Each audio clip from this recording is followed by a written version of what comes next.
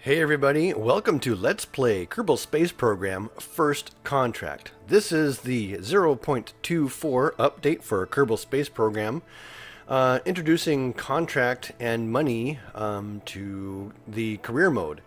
If you haven't heard of Kerbal Space Program before, Kerbal Space Program is about a fictitious space program started by these cute little green guys here, who live up here on the planet Kerbal. So they are trying to start up their own space program and discover their own solar system. And, well, this is a game where you help them do just that. We are going to start off a new save. I've cleared out all of my previous saves. LP Hardcore. Not Copper, Hardcore. Career mode is very similar to Science mode, but in career mode you have to manage all aspects of your space program. Funds, reputation, and science are all active, and contracts are available and mission control. I have a custom flag for orbital mechanics, so we'll start this up.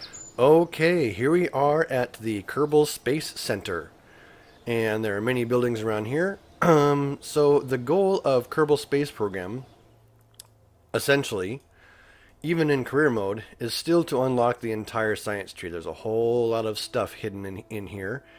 Every node that you unlock, we start with this one, has a few parts attached to it that we can use to build bigger and better rockets to reach further out into the Kerbal's home solar system. Right now, we start with just these 7 parts to kick off our space program. Earning science is done by going over here to the vehicle assembly bay and building rockets. But there's one problem. If I just slap together a quick rocket, a demonstration rocket maybe, a couple of these guys, a rocket motor on the bottom, and a parachute.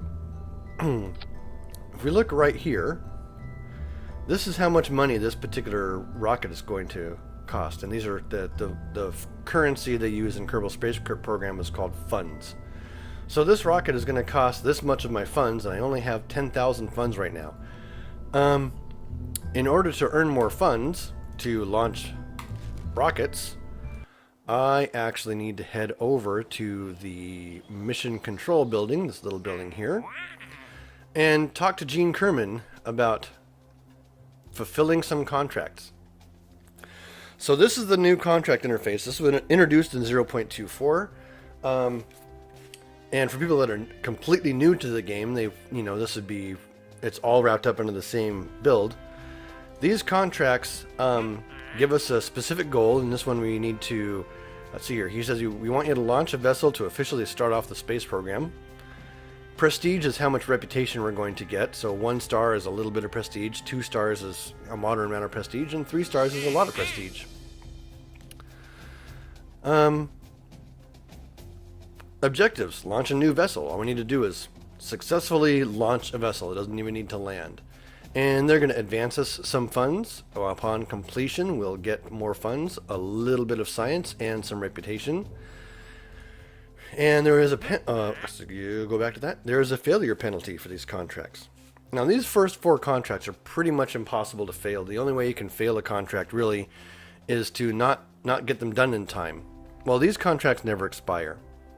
So, for the first 2 mission tutorial, that's kind of what we're doing here. We'll do the first 2 missions as a tutorial mode. We'll just tackle all 4 of these contracts over 2 missions. So I'm going to grab this contract, launch a new vessel. And the next one I'm going to grab is set an altitude record. We want you to launch a new vessel to set a new altitude record of 5,000 meters.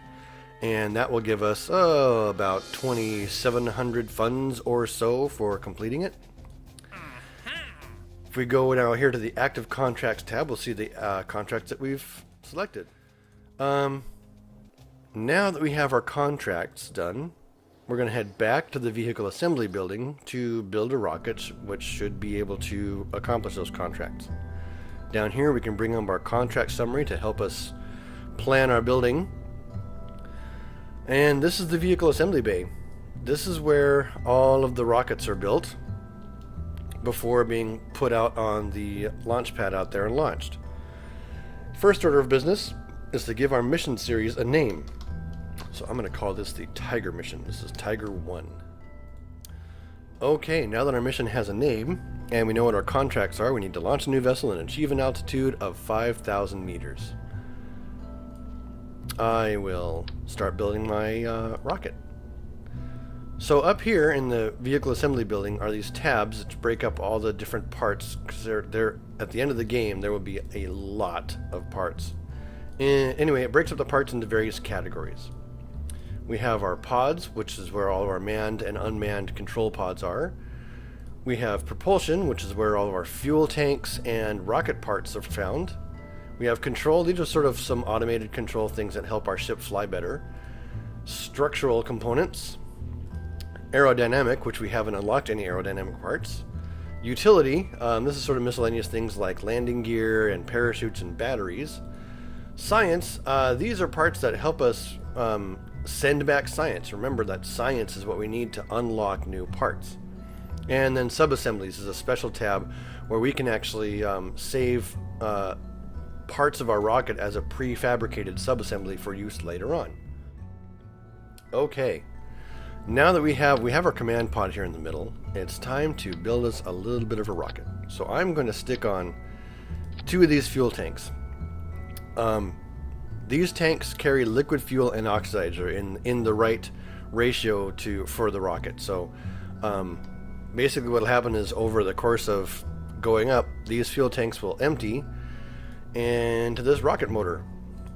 So this is the LV-T30 liquid fuel engine. In order for this rocket to work, it needs liquid fuel. So it has here listed, you can see, propellants, liquid fuel, and oxidizer. And it flames out under 10% throttle.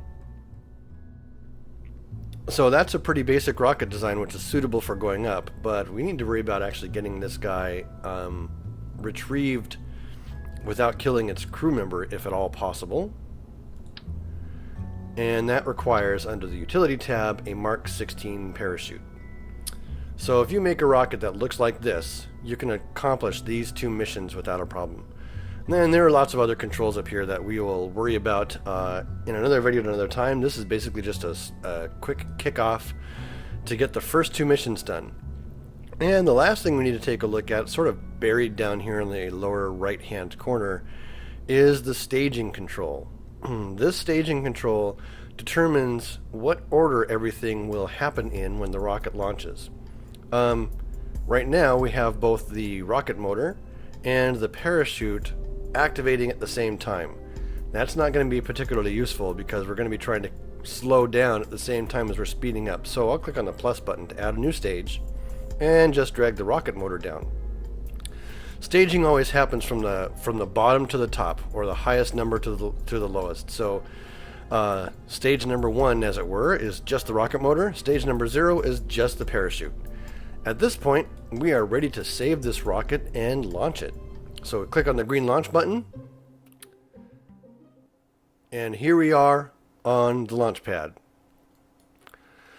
Very first mission is simply to launch this guy and get it up and get it down safely. But along the way, I am going to be trying to collect some additional science. So any part you have connected to your rocket has a right-click menu. Right-click on it, and it'll bring up this menu of things you can do to this. For instance, we can activate or deactivate the engine. We can change the amount of thrust that this rocket can produce. We can, on this one, we have a whole bunch of things. We can change where the ship is being controlled from. We can rename our vessel. Toggle the torque wheels. Every command pod has a torque wheel, which is one way of controlling the rocket, allowing to pitch and yaw and stuff like that. And we can do a crew report. A crew report is one of the ways that we can use to gain some science. So I'm actually going to reset this experiment and get a different crew report later. For this first launch, I'll give a little countdown. I'll bring up these panels up here. This is again the same contracts, and these are messages as they come in, but I'm going to bring up my resources panel so I can click on it so I can keep an eye on my fuel as it gets used. And we'll launch in 5, 4, 3, 2, 1, go. Okay, our rocket is headed up. If I hit F2, I can get a nice little cinematic of the launch here. Here we are, on our way up and away from the Kerbal Space Center, kicking off our brand new career. Look down here, Jebediah Kerman seems to be pretty happy with the situation. Our rocket is falling over. I'm going to turn on SAS by pressing the T key. SAS is an automated pilot system that basically just tries to do its best to keep the rocket pointing in the same direction all the time. Now that it's on, the rocket will just sort of always point over this way, and we should end up with a nice soft landing in the ocean later on. As we thrust up, we can gain speed. We see with respect to the surface, we're moving some 375 meters per second. Up here's our altimeter. We've crossed 10,000 meters. Okay, our rocket motor has just burnt out, and we are now in sort of free floating or free falling. We have two messages which we'll check out later. And while we're up here free falling, this is where I'm going to start doing some of my extra science.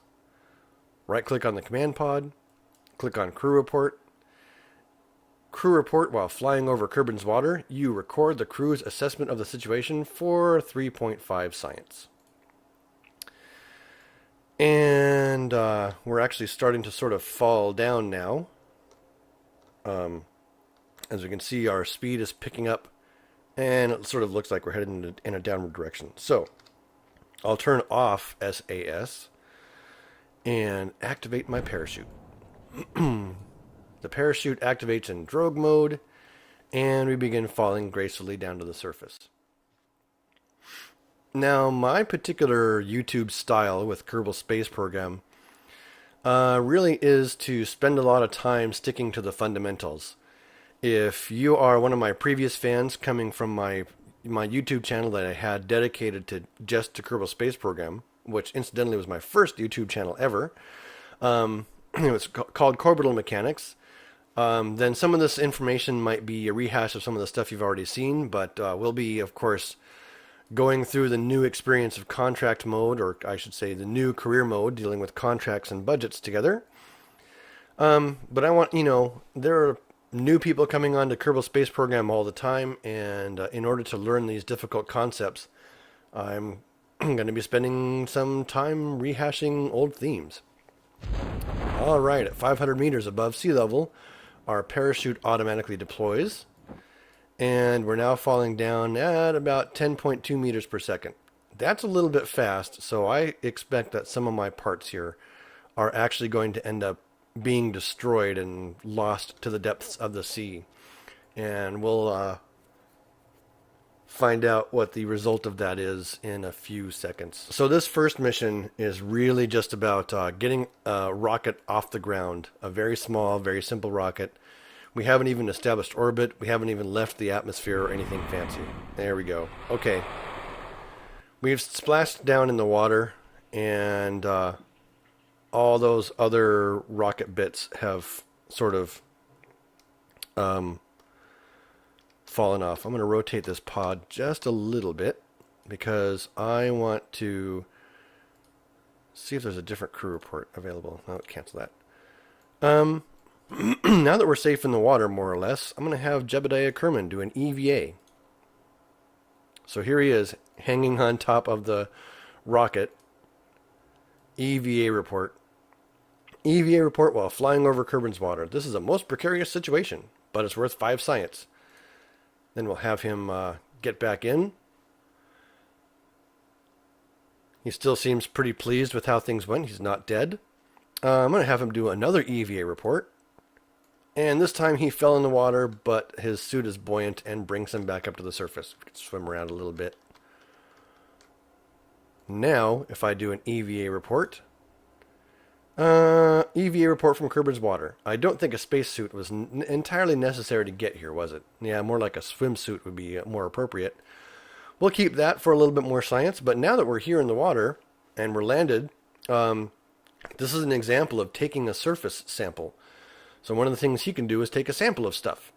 Surface sample from Kerbin's water. You've taken a sample of the water. It appears to dramatically increase the surface humidity of anything it touches.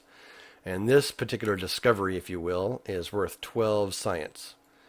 So with all that science, now we're going to swim back to our pod and climb on board. So if you want to get a good start, you don't have to do all of these scientific experiments right away, but a good start is to do these simple experiments which you've touched down to get a whole bunch more science. Now that I'm landed, if I hover over the my altimeter information here, I have a button to recover my vessel. So here's the recover vessel interface. Mission summary for Tiger 1. We got a crew report while flying over Kerbin's water, an EVA report while flying over Kerbin's water, a surface sample from Kerbin's water, an EVA report from Kerbin's water, and recovery of a vessel that survived a flight. So all this stuff is science that we collected along the way, giving us a total of 34 science. So this includes science that we've earned for our missions. This is where losing those rocket parts kind of hurts a little bit. If we had been able to save them, we'd get more money back. So every time you recover a rocket, you get money back based on how closely you landed to the Kerbal Space Center. That was in the water over here. I get 97.1% of the value of all the parts that survived. That's just the command pod and the parachute and whatever fuel was left on board. If I'm able to stick a landing, say, on the runway, I get 100% of my value back. And those other parts, I should go back to parts. Those other parts that fell off and were lost to the water, we don't get any recovery for those. So we only got just shy of 1,000 funds back from this recovered parts. And the crew. Jebediah Kerman made it back alive, giving us 25 reputation for a total of 47. Seems that the space program likes what we're doing so far. Okay. I like to spend my science right away whenever I have it. The only node that's not unlocked yet is this first one, basic rocketry. This gives us a new, larger fuel tank, a smaller fuel tank, the mystery goo containment unit. This unit was something one of our engineers came upon while dumpster diving, while researching alternative applications for existing technologies. It's a sealed container which appears to be filled with a strange-looking substance. We couldn't reach in or break the canister open, but watching how the goo behaves when subjected to different situations could be very educational. And then we have a stack decoupler. This allows us to do multi-staged rockets. So I spend 5 science, it's one of my currencies, to unlock that node. I now have 23 science left. Or 29.3 science left. Which gives me enough to unlock 1 additional node. So this one's worth 20, this one's worth 18, this one's worth 15. I am going to unlock this one, which will make my next launch much easier because I am going to use, it gives me an aerodynamic nose cone, an AVT1 winglet for stability, and a TT38K radial decoupler. This allows me to attach staged pieces to the side of my rocket. And this node costs 18 science. I'm now left with 11, which is no longer enough to unlock any more nodes. So as I unlock each node, more nodes become available. In order to get all the available parts, I'm going to zoom out, we have to unlock the entire science tree, which grows bigger and bigger with more and more nodes that get more and more expensive. But right now, again, we have to launch rockets to gain science. In order to be able to afford launching rockets, we have to complete missions. So, let's go to mission control and get 2 more missions. Well, it looks like the Kerbal World Firsts Record Keeping Society is giving us a new mission for a new altitude record. So, they want us to launch a new vessel to set a new altitude record of 22,000 meters. I think with the parts I have, that should be feasible. I'll accept that contract. The Record Keeping Society also wants us to launch and get beyond the edge of the atmosphere at 70,000 meters out into space. We can accept that contract as well. And finally, you have been requested to achieve stable orbit around Kerbin, and I will describe what it means to get to a stable orbit, so I'll accept that contract. Okay, let's go to our active contracts. We have a 2-star and 2 3-star contracts. This one's giving us about 13,000 funds overall. This one's giving us some 38,000 funds. And this one is giving us about 73,000 funds. So there's a whole lot of money riding on the line to complete these contracts. And again, these can never really be failed because the deadline never expires. Alright, we're going to build our very first orbit-capable craft of the Tiger program. This one's Tiger 2. Our same basic setup, command pod and parachute for a safe recovery, but now we have some new tools under structural. We have a radial decoupler and a stack decoupler. If I add a stack decoupler, you can see here it starts automatically adding stages in my staging control for the various stages we're attaching to this rocket. So now, with the larger fuel tank, we're going to make a much taller rocket. 1, 2, 3, 4 of the FLT 400 fuel tanks, and 1 LVT 300 liquid fuel motor, or liquid fuel engine.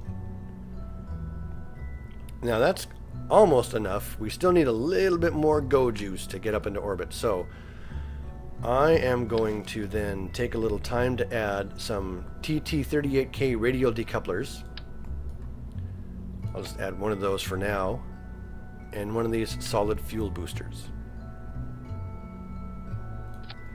So what I've done is I've attached the solid fuel booster to this decoupler, and now we have stages set up. The solid fuel booster will turn on, the decoupler will then activate in the next stage and jettison this booster. But that's a little lopsided. Center of thrust is, and the center of mass, they're not very well centered, so this rocket's going to spin out of control wildly and crash. I could hold down the Alt key and bring another booster over here and sort of try and position it the same, or what I can do is I can grab this whole part and turn on symmetry mode by clicking that. Alternately, I can tap the X key. Symmetry mode means that whenever I place a part somewhere, another part will be placed in a symmetrical fashion based on how many of these things I have. So that is now a balanced rocket, but I want some more boosters. And if I look at my center of thrust compared to my center of mass, everything is looking nice and balanced. I have these, so these are these flat surfaces that are going to give us a lot of trouble trying to get up into orbit. I'm going to cap them off with these aerodynamic nose cones. And lastly, I will put on a full set of winglets. So I'm going symmetry mode 4, just to slip these guys on down in here. And now we have a pretty complete rocket. This rocket should be more than capable of getting into and returning from orbit. Again, I need to take a look at my staging here. All these rocket motors are set to go at the same time. I'm actually going to modify that. I just want the 2 side motors to go at the same time. So we'll take these 2 guys by clicking on them and dragging them up here to stage 4. Okay, so these motors turn on, and then when they burn out, I want these motors to activate. But at the same time as these motors activate, I want those first 2 motors, it's hard at little, if I sort of hover over this, I can see which decoupler it is. This decoupler and this decoupler.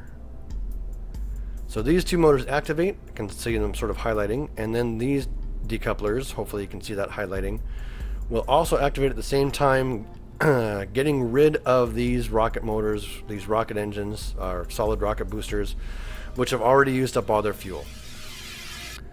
And when they're done, I'm going to consolidate these stages, they will drop off and the main engine will kick on. And then lastly, when we are ready to return, when we've got ourselves set up to return back to the surface of the planet Kerbin, we will decouple from the entire rocket and activate our parachute. So now we have this nice little ship which will come down. There is one additional thing I want to attach here, though. Anytime we're going into space, we should look for new opportunities to make some science. So I'm actually going to go like this. I'm going to bring this down, use structural, put on our girder segment, and attach 2 of these mystery goo containment units. And I can test these while in flight to see how they react to various conditions. Let's just move these up like so and stick that on. This rocket's looking pretty good for a launch. My staging is all set up the way I want it. So we'll go ahead and save it and launch the rocket. Now, establishing an orbit. That is oftentimes one of the most difficult tasks for new players. If we take a look at Kerbal, we can see Moon is orbiting around Kerbal. Well, establishing an orbit with a rocket really comes down to 2 things. And this is sort of what Isaac Newton discovered when he was doing his work on the theory of gravity and understanding how small objects orbit larger objects. He basically hypothesized, and it turned out to be true, that if you were able to climb a sufficiently tall mountain such that the top of the mountain poked out of the atmosphere, and you drug a cannon up to the top of that mountain that was big enough, and stuck enough gunpowder in that cannon, you could launch a cannonball that would sort of launch out and fly around the entire planet. As gravity keeps on trying to pull it down, the momentum of the cannonball is sufficient to keep it up in orbit. Well, that's exactly what we're trying to do with a rocket. In 2 stages, or in 2 phases, I should say, we want to head upward until we get enough height where we can turn a little bit sideways and sort of build this hypothetical mountain so that the peak of it is outside of the atmosphere. And then once we're there, we'll coast to the top of the mountain. And once we're at the top of the mountain, we'll turn on our rocket motor again and build up a lot of momentum and velocity to establish a stable orbit. So the first thing I'm going to do is I'm going to tap the T key to activate the SAS. And then I'm going to tap the space bar to start my ship launching. So these 2 solid rocket boosters are taking me straight up. Once they run out of fuel, we'll activate the next stage by tapping the space bar.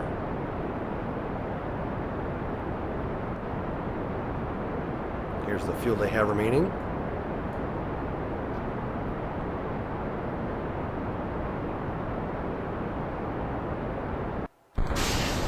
And there we go.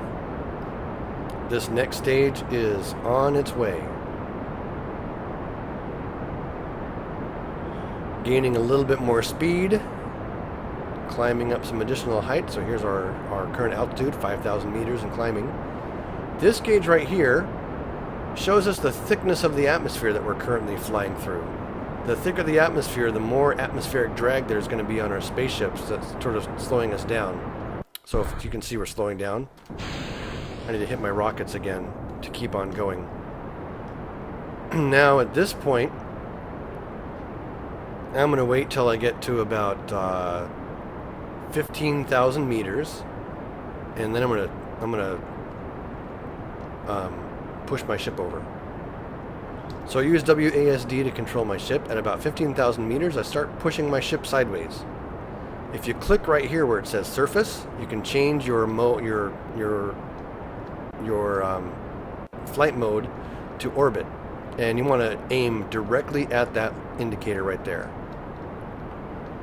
In map mode, clicking on this button will bring up the control in map mode. Stay on orbit, and you can use your mouse right button and wheel to zoom in, and this is our current flight trajectory. It's sort of our imaginary mountain. Clicking on this little flag will bring up this display, and we just want to keep on thrusting this way, following this marker until this point, it's called the apoapsis, gets higher than 70,000 meters. 70, 71, 72. And I tap the X key to turn off my engines. Now we're coasting up this flight path, sort of like Isaac Newton's mountain. And once we reach the top, we will thrust sideways to gain some momentum. So what I'm going to do is I'm going to use the maneuver node. Click on the line, click add maneuver, and pull on this little control here. This is called the prograde marker. We sort of grab and pull on that away from center until the apoapsis and periapsis sort of flip around. And that tells us to establish a more or less stable orbit takes about 50 seconds estimated burn. And we want to point this way. So this blue indicator is where we want to point based on the maneuver we have set up. Okay, our estimated burn's 50. We divide that by 2, which means we need to start it at T minus 25.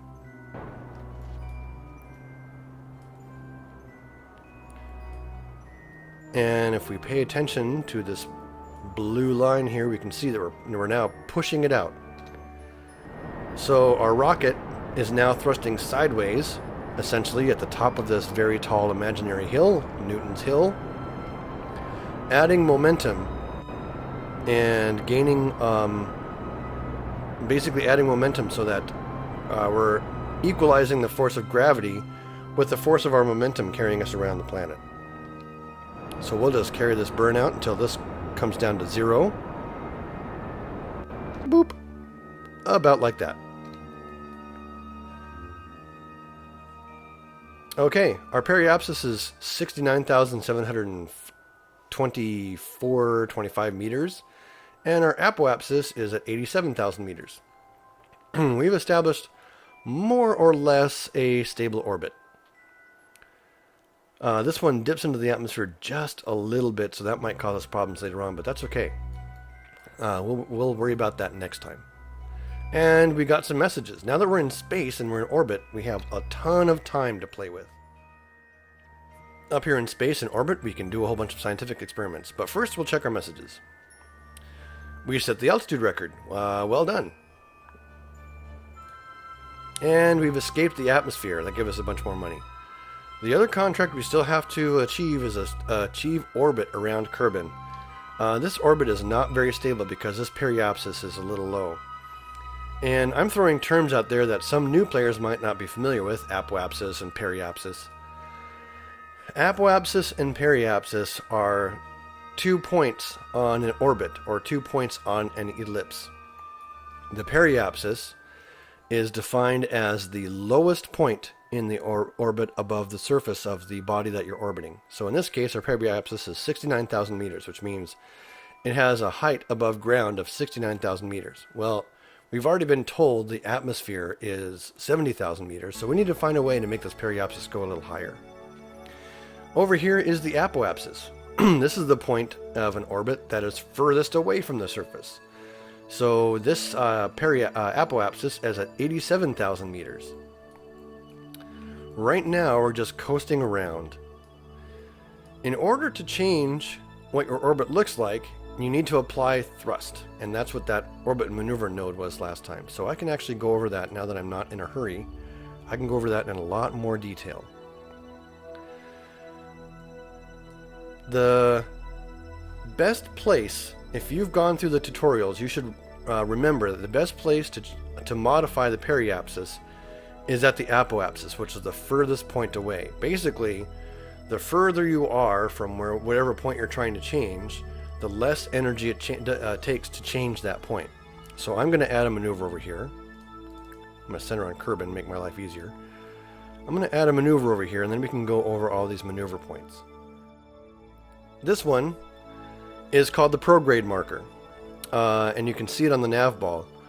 This is your around an orbit. This is your forward vector. This is basically, if you point towards this, you point straight ahead. This is the retrograde marker. If you're pointing towards this marker, you're pointing exactly backwards. This marker is radial out. And if you're pointing at this one, you're pointing, if your orbit is a circle, you're pointing directly away from the center of the orbit. This one is radial in. If your orbit's a circle, if you're facing this marker or you apply thrust on this marker, you're pointing directly in towards the center of your orbit. And these two are orbit normal. So this is orbit normal. If you're facing this marker, you're facing perpendicular, like sort of up or north of your present orbit. And this is it's hard to see here. Zooming in doesn't fix it. This is orbit antinormal. If you're orbiting, or if you're pointing at this marker, or you're applying thrust on this marker, then you're pointing sort of down perpendicular to your orbit. In order to raise or lower the periapsis, again, that's done at the apoapsis. Click on the apoapsis, add a maneuver. To impact the periapsis, we pull on this lever. We can pull a lot, and what happens is we apply a lot of thrust, and this becomes, we change the shape of our orbit. What happens at this point is that this becomes the apoapsis, and it's would be very, very far out there if we did that. If you pull on this one, we can decrease our orbit, and in this case, we end up crashing back to Kerbin. So what I'm going to do is I'm just going to pull on this slowly, and I'm going to watch for the periapsis, there it is, of our planned orbit, sort of go up and swap places. It happened really quickly. There we go. Periapsis of 87,000 meters and a planned apoapsis of 87,000 meters. That's a nearly circular orbit. Now, we'll just wait a few minutes to one. I'm using the period and comma keys to change my... At 1 minute away from my node, this view is not going to do us any good. At 1 minute away from my maneuver node, I'm going to start finding that maneuver. And WASD controls the rocket. So I'm just turning left along this center line here until I find that blue marker. Here it comes.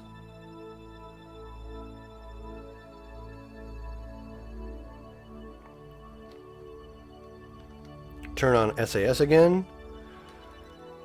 So what I want to do is I want to just sort of finagle myself to this blue marker, just like that, and we'll sit there. Now this is only 14.6 meters per second change in velocity, so I just want to use a little bit of thrust.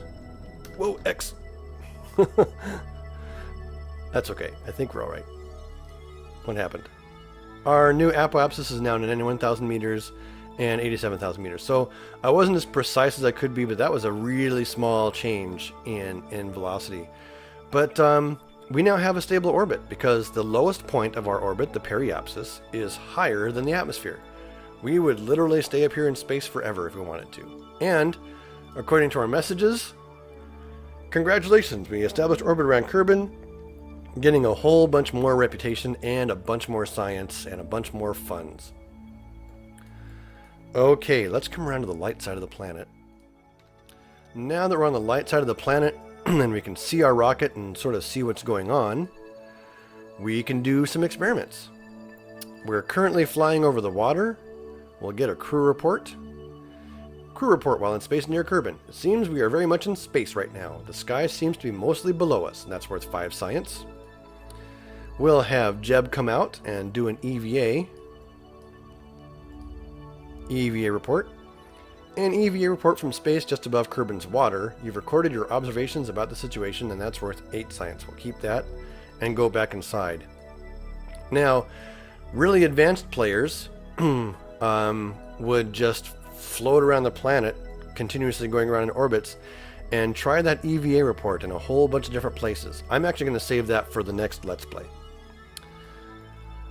But each new situation you find yourself in, like especially around Kerbin, the locations like mountains and desert and ocean and grasslands all give you slightly different information and slightly more science each time.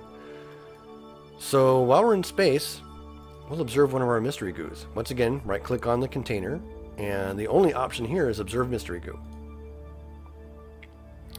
And it says, mystery goo observation while in space near Kerbin. The goo seems to have clumped into a sphere. It also appears to have become brittle. That's worth a fair amount of science. So now we want to find a new situation to test our other mystery goo in. You can pretty much only get maximum science out of each experiment one time.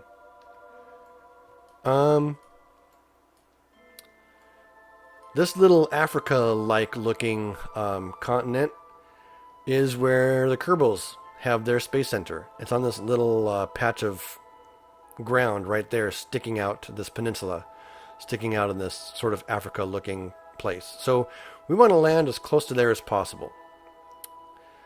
If I rotate a quarter of a globe and stick a maneuver node right about here, then what I can do is I can aim for my periapsis to come down. Let me just highlight it. There we go. There we go. Just got one periapsis highlighted, my hypothetical periapsis. If I bring this down to about 11 or 10,000 meters, 10,000 meters, not quite, a little bit more, about like that. I should do re-entry here, and there's a decent chance that I'll hit the land, or at least the water right here, just on the other side of my Kerbin Space Center, and get the most recovery for the part of my spaceship that's recoverable. So we're in orbit, we've collected some science, we're getting ready to deorbit by facing our thrust vector we set up here on this maneuver. And the maneuver really is really simple. You thrust retrograde to lower your periapsis, or lower the apoapsis, depending on which node you're sitting at. And you thrust prograde to raise your periapsis or apoapsis. In this particular case, we're lowering our periapsis to 10,000 meters. And it's going to take, once again, just a very small amount of thrust to do so. So I'm going to accelerate time to about 30 seconds away. 4, 3, 2, activate thrust.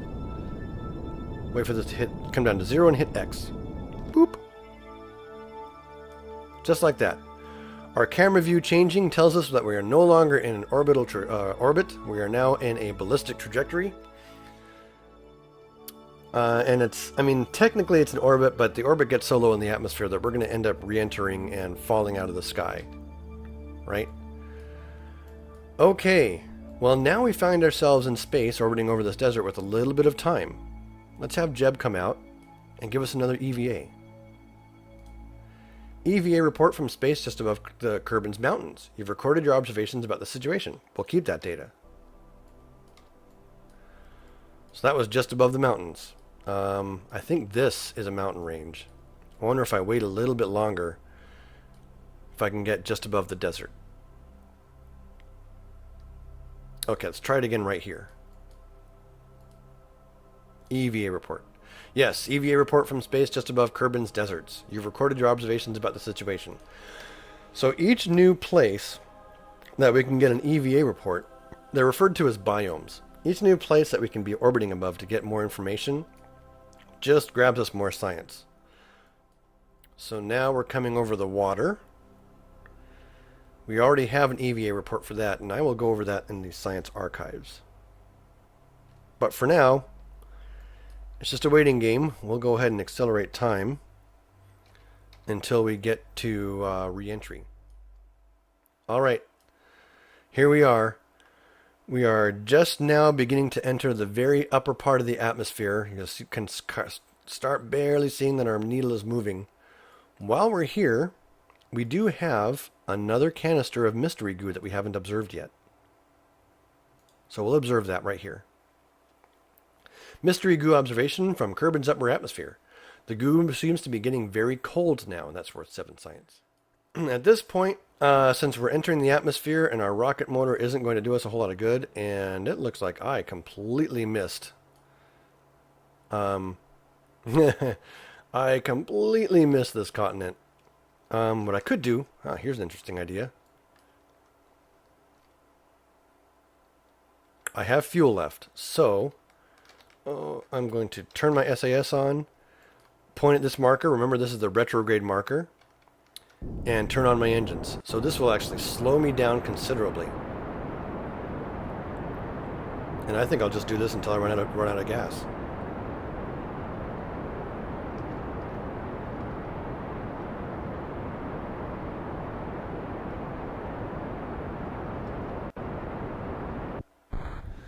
There it is. Our rocket has run out of juice, but we have managed to slow our trajectory down an awful lot, and we'll land in the ocean over here somewhere. This will actually come closer as we get into proper re-entry. So I'll see you when we start getting re-entry effects on our ship. Okay, we are now starting to re-enter Kerbin's atmosphere. So what we need to do is get rid of this dead weight. I'll bring up my controls again and tap the space bar. Bonk, bonk. Not particularly graceful, but that will just fall off and splash down in the ocean. It was too heavy for us anyway, and we want Jeb to be able to get down nice and safe into the water with all of this stuff intact. So now we have a recovery vessel. Turn off SAS. We have a recovery vessel that's quite light. It's got just the command pod, a couple of goo canisters, and this girder, structural girder. And our parachute has deployed, giving us a drogue, slowing us down over time. And I will talk to you guys next time at shoot deployment, or parachute opening. Okay, this particular parachute is programmed to open at 500 meters above ground, and there it goes. And just a bit ago, you heard the telltale splash of the rest of my rocket splashing down into the ocean. And now I will talk to you guys again when we actually reach splashdown. We are 100 meters away, coming down nice and slowly, 7.5 meters per second, which is a much better rate of descent. And splashdown contact with the water. This time, all of our ship was able to survive without any problems whatsoever. So we will go ahead and recover this vessel and get some funds back for the parts. And we gained 56 science from our in-orbit observations. We also gained a bunch more science for the contracts we completed. We now have 112 science to spend. We got a few parts back, about 2,400 funds worth of parts back. So we now have 130,000 funds, which is a fair amount. And Jeb returned once again safe and sound, giving us 23.9 reputation. And we are all done with that. That actually is the tutorial for your first 2 missions in Kerbal Space Program Career Mode. This has been Let's Play Kerbal Space Program First Contract. That's the name for the 0.24 update. So until episode 2... keep flying and stay shiny.